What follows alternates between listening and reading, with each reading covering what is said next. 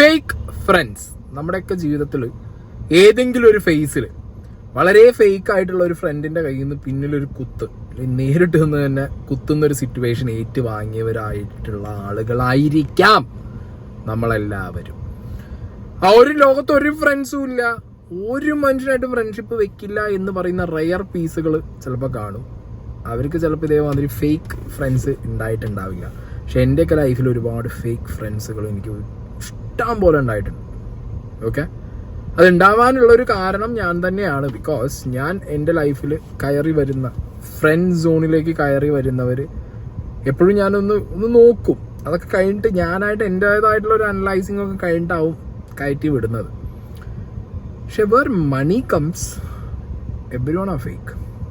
ഞാൻ എൻ്റെ ലൈഫിൻ്റെ കാര്യം പറയുന്നത്, ഞാൻ പറയുന്നത് എല്ലാ ഫേക്ക് ഫ്രണ്ട്സും അങ്ങനെ ആയിരിക്കണം എന്നില്ല. പലരും പല രീതിയിലുള്ള ചതികളാണ് വെച്ചിട്ട് പോവുക. ഞാൻ മോസ്റ്റ്ലി അനുഭവിച്ചിട്ടുള്ളതും പഠിച്ചിട്ടുള്ളതും പൈസ ഇൻവോൾവ് ആയിട്ടുള്ള കാര്യങ്ങളിൽ അട്ടർ ഫേക്ക് ആയിരിക്കും പലരും. അവരുടെ ആ ഫേക്ക് മുഖം അങ്ങോട്ട് എക്സ്പോസ്ഡ് ആകുമ്പോൾ പിന്നെ നമുക്ക് ആ ഒരു ഫ്രണ്ട്ഷിപ്പ് മുന്നോട്ട് കൊണ്ടുപോകാൻ വളരെ പാടായിരിക്കും. ഒരു തുറന്ന് പറഞ്ഞിട്ടാണെങ്കിൽ ഇറ്റ്സ് ഫൈൻ, അല്ലാതെ ഇറ്റ്സ് വെരി ഹാർഡ് ടു എന്താ പറയുക സർവൈവ്. ആ ഒരു സോണ്, ആ ഒരു ഫ്രണ്ട്ഷിപ്പിൻ്റെ സോണ് സർവൈവ് ചെയ്യാൻ പറ്റൂല. ഓക്കെ, സോ എൻ്റെ ലൈഫിൽ അങ്ങനെയാണ്. നിങ്ങളുടെ എങ്ങനെയാണെന്നുള്ളത് നിങ്ങൾ കമൻറ്റ് ബോക്സിൽ ഇട്ടോ. ഞാനിപ്പോൾ ഇത്രയും പറയാൻ കാരണം ഗ്ലാമി ഗംഗയുടെ ഒരു പോസ്റ്റ് കണ്ടിട്ടുണ്ടായിരുന്നു. അവരൊരു വീഡിയോ പോസ്റ്റ് ചെയ്തിരുന്നു 2 ദിവസം മുമ്പ്. അപ്പം അതിൽ പറയുന്നത് പാസ്റ്റ് ട്രോമ, ഇരുട്ട് പേടി, fake persons finally met a psychiatrist. അവസാനം അത് വേണ്ടി വന്നു, ട്രോമറ്റൈസ്ഡ്, ഡിപ്രഷൻ, ആങ്സൈറ്റി എന്നൊക്കെ പറഞ്ഞിട്ടാണ് ആ ഒരു പെർട്ടിക്കുലർ വീഡിയോ അവർ പോസ്റ്റ് ചെയ്തിട്ടുള്ളത്. ഗ്ലാമിയുടെ ഒരു കേസ് എന്താണെന്ന് വെച്ച് കഴിഞ്ഞാൽ, ഗ്ലാമി ഇതിനു മുമ്പും അവരുടെ ലൈഫിൽ എന്തൊക്കെ നടന്നിട്ടുണ്ടോ, അവർ ലൈഫിൽ ഏത് ഫേസിലൂടെ പോകുന്നുണ്ടോ, അതൊക്കെ ഗ്ലാമി കൃത്യമായിട്ട് ഓരോ ഇടവേളകളിലായിട്ട് വീഡിയോയിൽ പറയാറുണ്ട്. അത് കാണുന്ന വ്യൂവേഴ്സിൽ ആരുടെയെങ്കിലും ലൈഫിൽ നടന്ന സംഭവമായിട്ട് സിമിലാരിറ്റി ഉണ്ടെന്നുണ്ടെങ്കിൽ ഗ്ലാമി അതെങ്ങനെ സർവൈവ് ചെയ്തു അതുപോലെ നിങ്ങൾക്കും സർവൈവ് ചെയ്യാം എന്നുള്ളൊരു മെസ്സേജ് കൊടുക്കാൻ വേണ്ടിയിട്ടാണ് അങ്ങനെ വീഡിയോസ് ചെയ്യുന്നത് എന്നാണ് ഗ്ലാമി പറയുന്നത്. ബിക്കോസ് ഗ്ലാമിയുടെ നീഷ് എന്ന് പറയുന്നത് ബ്യൂട്ടി വ്ളോഗറാണ്. എന്താണ് ഗ്ലാമി പറഞ്ഞ കുറച്ച് കാര്യങ്ങളിലേക്ക് പോകാം. പിന്നെ ഞാൻ എഗെയിൻ ഓക്കെ ആയി. ഒരു 9 to 10 months ഓക്കെ, ഒരു ടൈം പീരീഡ് ഓഫ് കഴിഞ്ഞപ്പോഴത്തേക്ക് ഹീൽ ചെയ്ത് ഞാൻ ഓക്കെ ഉയർത്തെഴുന്നേറ്റ് വന്നു ഗൈസ്. അതിനുശേഷം നെക്സ്റ്റ് എൻ്റെ ലൈഫിൽ കുറേ ഫേക്ക് ആയിട്ടുള്ള ആൾക്കാർ വന്നിട്ടുണ്ടായിരുന്നു. ഒരു വിരലിൽ എണ്ണാവുന്ന കുറച്ച് ആൾക്കാർ ഫേക്ക് ആയിട്ടുള്ള ആൾക്കാർ എൻ്റെ ലൈഫിൽ വന്നു. കാരണം ഞാൻ ഇപ്പോൾ ഒരാളെ കണ്ട് സംസാരിക്കുമ്പോൾ ഞാൻ ഒരിക്കലും അയാളെ ജഡ്ജ് ചെയ്യാൻ പോലില്ല.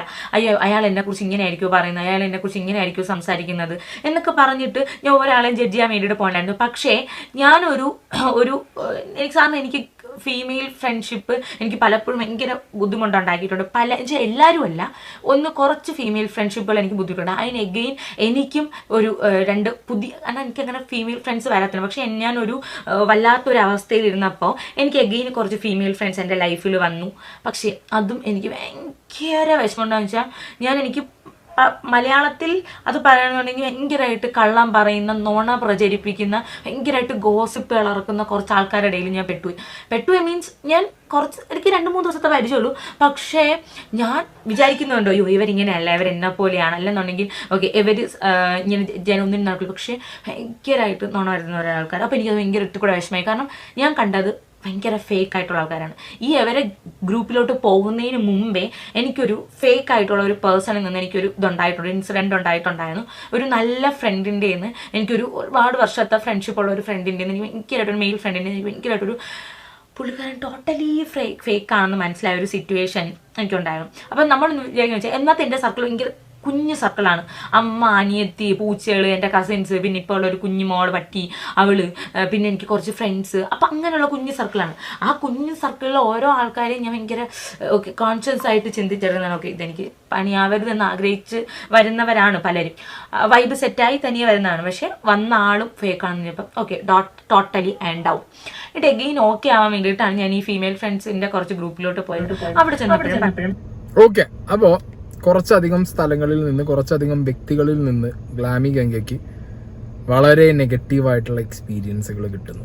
നമ്മൾ ലൈഫിൽ ഏത് സ്റ്റേജിലാണ് ഒരാൾ ഡിപ്പെൻഡ് ചെയ്യുക, അതെപ്പോഴാണ് നിങ്ങൾക്ക് അറിയാം. ഏറ്റവും ഡൗൺ ആയിട്ടിരിക്കുമ്പോഴാണ്, ഏറ്റവും സന്തോഷത്തിലും സമാധാനത്തിലും സുഖത്തിലും ഇരിക്കുന്ന സമയത്ത് നമ്മൾ ആരും ഡിപ്പെൻഡ് ചെയ്യില്ല.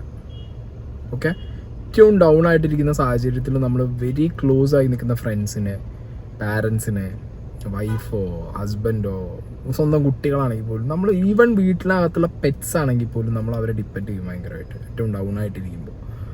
ആ സ്റ്റേജിൽ നമ്മുടെ ലൈഫിലേക്ക് കയറി വരുന്ന ഓരോരുത്തരും എങ്ങനെയുള്ള ആളാന്നുള്ളത് ഓഡിറ്റ് ചെയ്യാൻ ഭയങ്കര പാടായിരിക്കും നമുക്ക്, അല്ലേ? ഇപ്പം ഞാൻ ഭയങ്കര ക്യൂരിയസ് ആയിട്ടുള്ള ഒരു പേഴ്സൺ. എൻ്റെ ലൈഫിലേക്ക് എൻ്റെ മുന്നിൽ വരുന്നൊരു വ്യക്തി, ഇയാൾ എന്താ, എങ്ങനെയാ, ആരാ, ഇവൻ എന്തിനാ വന്നത്, ഇവൻ്റെ ഞാൻ ഇതൊക്കെ ചകഞ്ഞ് നോക്കി അതൊക്കെ കഴിഞ്ഞിട്ടാവും ഫ്രണ്ട്ഷിപ്പ് സോണിലേക്ക് ഞാൻ കൊണ്ടുവരിക.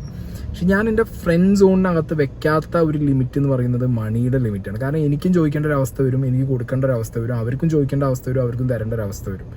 പക്ഷെ അവിടെയാണ് ഞാൻ നേരത്തെ പറഞ്ഞ ഇഷ്യൂ വരുന്നത്. എൻ്റെ പേഴ്സണൽ ലൈഫിൽ എനിക്ക് ഉണ്ടായ പ്രശ്നങ്ങളും ഫ്രണ്ട്ഷിപ്പ് കട്ടായിട്ടുണ്ടെങ്കിലോ അല്ലെങ്കിൽ ഫ്രണ്ട്ഷിപ്പിൽ എന്തെങ്കിലും ഇഷ്യൂസ് പറ്റിയിട്ടുണ്ടെങ്കിലോ ഒരു വേറെ വർത്താനം പറയേണ്ട ഒരു അവസ്ഥ വന്നിട്ടുണ്ടെങ്കിൽ അത് പറഞ്ഞ പൈസേൻ്റെ മുകളിലായിരിക്കും. അല്ലാത്ത എനിക്ക് ഞാൻ ചൂസ് ചെയ്തതോ എന്നെ ചൂസ് ചെയ്തതുമായിട്ടുള്ള ഫ്രണ്ട്സിനുമായിട്ടൊക്കെ ഞാൻ വളരെ സ്മൂത്തായിട്ടും ഈസി ആയിട്ടാണ് പോകുന്നത്. ബിക്കോസ് ഞാൻ ഈ ഒരു ക്യൂരിയോസിറ്റിയുടെ ഫേസ് കഴിഞ്ഞിട്ടാണ് ഒരാളെ ഉള്ളിലേക്ക് എടുക്കുന്നത്, ഞാനൊരാളെ അടുത്തേക്ക് പോകുന്നത്.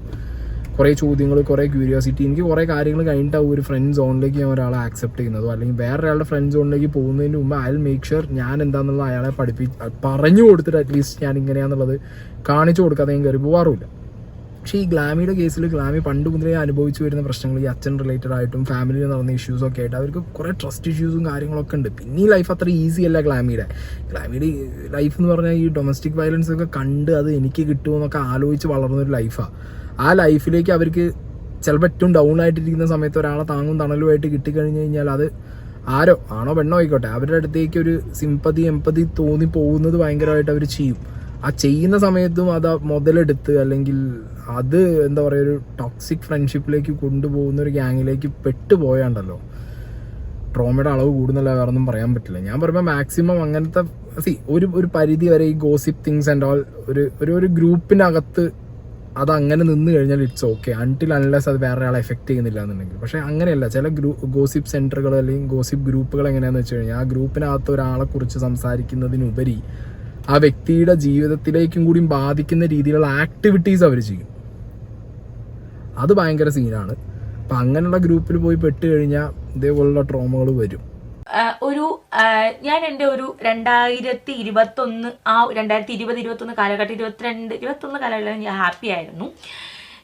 എനിക്ക് ഫസ്റ്റ് ടൈം ഞാനൊരു സൈക്കോളജിസ്റ്റിനെ കാണുന്ന എപ്പോഴാന്ന് വെച്ചാൽ എൻ്റെ ഒരു 2022-2021 ആ ഒരു ടൈമിൽ ഒരു 2 years മുന്നേ എൻ്റെ ലൈഫിൽ ഞാൻ ഒരിക്കലും അക്സെപ്റ്റ് ചെയ്യാൻ പറ്റാത്ത കാര്യം എൻ്റെ ലൈഫിലുണ്ടായി. എനിക്കത് ഒരു കാരണവശാലും എനിക്ക് അക്സെപ്റ്റ് ചെയ്യാൻ പറ്റില്ല. മെൻ്റലി എനിക്കത് ഉൾക്കൊള്ളാനേ പറ്റില്ല. എനിക്ക് ചുറ്റുമുള്ളവർ എൻ്റെ അടുത്ത് പറഞ്ഞു ഓക്കെ എന്താണ് കാര്യമൊന്നും ഞാൻ പറയുന്നില്ല.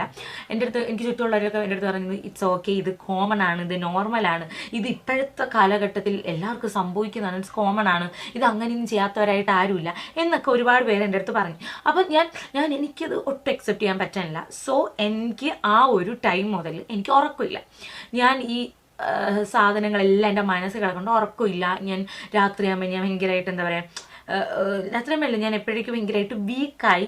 അങ്ങനെ ഞാൻ ഫസ്റ്റ് ഒരു സൈക്കോളജിസ്റ്റിനെ പോയി, ഞാനും എൻ്റെ ഫ്രണ്ട് മീനാക്ഷിയും കൂടെ, ഞങ്ങൾ രണ്ടുപേരും കൂടെ. മീനാക്ഷിയാണ് റെഫർ ചെയ്തത്, നീ പോകണം, കാരണം നിനക്കിതിപ്പം എനിക്ക് സഹായിക്കാൻ പറ്റില്ല, വീട്ടിൽ അമ്മയ്ക്ക് അനിയത്തിക്ക് സഹായിക്കാൻ പറ്റില്ല, നിൻ്റെ അവസ്ഥ ഇതാണെന്നുണ്ടെങ്കിൽ നീ പോകണം എന്ന് പറഞ്ഞു. അതിലേക്ക് എനിക്ക് സൈക്കോളജിസ്റ്റ് പറയുന്നുണ്ട് ഇത് ഞാൻ സപ്പോർട്ട് ചെയ്യുന്നില്ല, പക്ഷേ ഇതിപ്പോഴത്തെ കാലത്ത് നോർമലാണ്, ഗംഗയ്ക്ക് ഇങ്ങനെ ഒരു ട്രോമ ഉള്ളിൽ കിടക്കുന്നതുകൊണ്ടാണ് ഗംഗയ്ക്ക് ഇന്ന കാര്യങ്ങളൊക്കെ ലൈഫിലുണ്ടാകുമ്പോൾ ഒരു വിഷമം എന്ന് പറഞ്ഞു.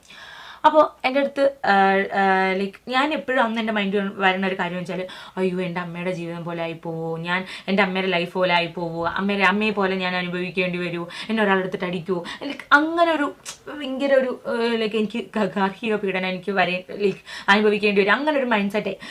പിന്നെ ആയപ്പം ഞാൻ ഓക്കെ ഒബ്വിയസ്ലി ഞാൻ എന്നെ തന്നെ ഞാൻ നോർമലൈസ് ചെയ്യാൻ നോക്കി. ഇറ്റ്സ് കോമൺ, ഇതെല്ലാവരുടെയും നടക്കുന്ന കാര്യമാണ്, അമ്മയുടെ ലൈഫ് പോലെ ഉണ്ടാവാൻ വേണ്ടിയിട്ട് പോണില്ല, ഞാൻ സൂക്ഷിച്ചാൽ മതി, ഞാൻ നോക്കിയാൽ മതി, ഞാനത് കോൺഷ്യസ് ആയിട്ടിരുന്ന് ചിന്തിച്ചാൽ മതി എന്നൊക്കെ പറഞ്ഞിട്ട് ഞാനത് നോർമലൈസ് ചെയ്ത് ഓക്കെ ആവാൻ വേണ്ടിയിട്ട് എനിക്ക് 9 to 10 months അല്ലെങ്കിൽ അപ് ടു 1 year വരെ എടുത്തു. ഓക്കെ എനിക്കിത് ഓക്കെ ആവണം എന്നൊക്കെ ഉള്ള. അപ്പോൾ ടോട്ടലി ഗ്ലാമിയുടെ ലൈഫിൽ നടന്നൊരു ഇൻസിഡന്റ് പലരുടെയും ലൈഫിൽ വരാം അല്ലേ, പലർക്കും സംഭവിക്കാം.